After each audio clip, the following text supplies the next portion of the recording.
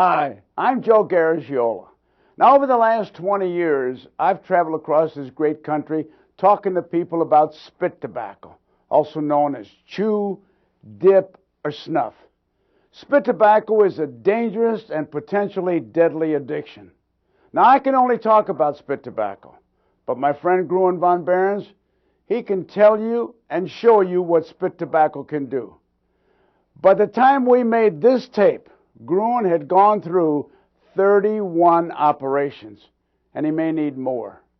Now, the operations have taken their toll, so listen carefully. It just might be the most important true story you ever hear.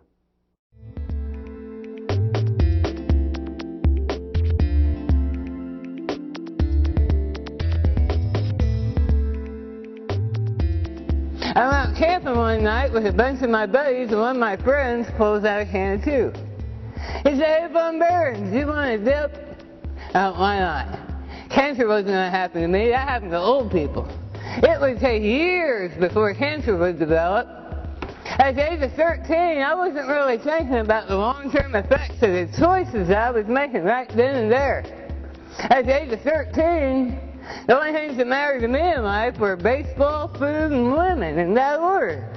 So I took a dip, and I liked it. I liked the way it tasted. I liked the way it made me feel. Tobacco was just a game for me at first.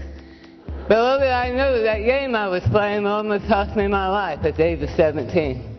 Halfway through my junior year of high school, I noticed a white spot developing on the side of my tongue where I'd been rolling my dip in my lip.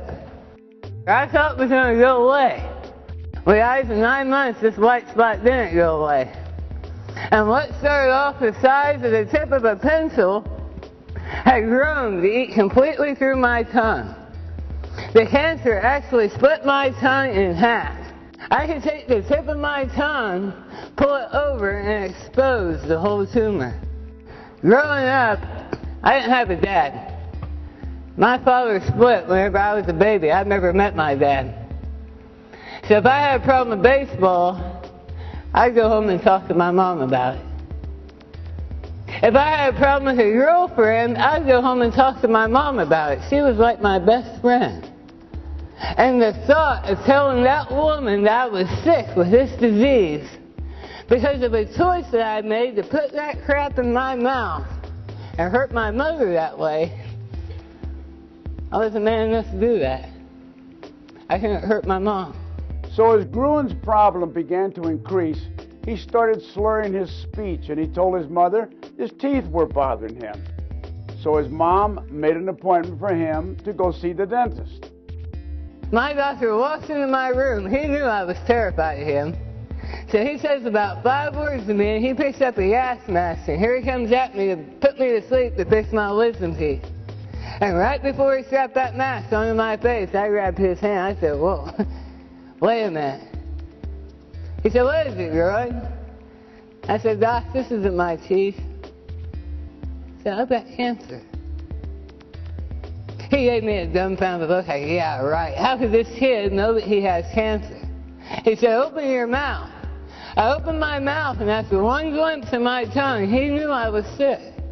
And he nodded to my mother, who was sitting in the back of that room, that yes, he's right, he's got cancer.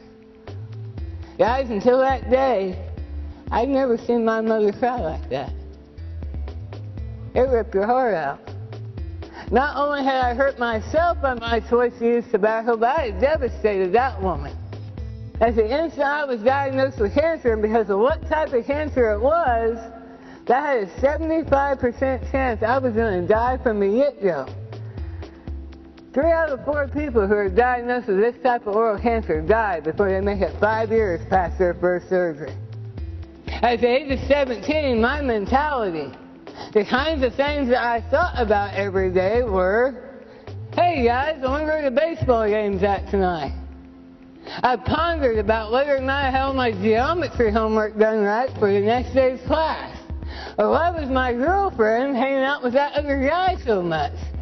Those are the kinds of things that kids think about, not death. Death should be the furthest thing from a child's mind. 19 years old, a sophomore in college, those are supposed to be the best years of my life, right? Yeah, I was 19 years old, a sophomore in college. I had dentures. And I talked weird and I looked different. Do you think people wanted to know me anymore? I'd gone from the person that people looked up to the person that people looked at, talked about, whispered about as I walked by. Nobody made this story up. Nobody wrote it down for me. This story comes from right here.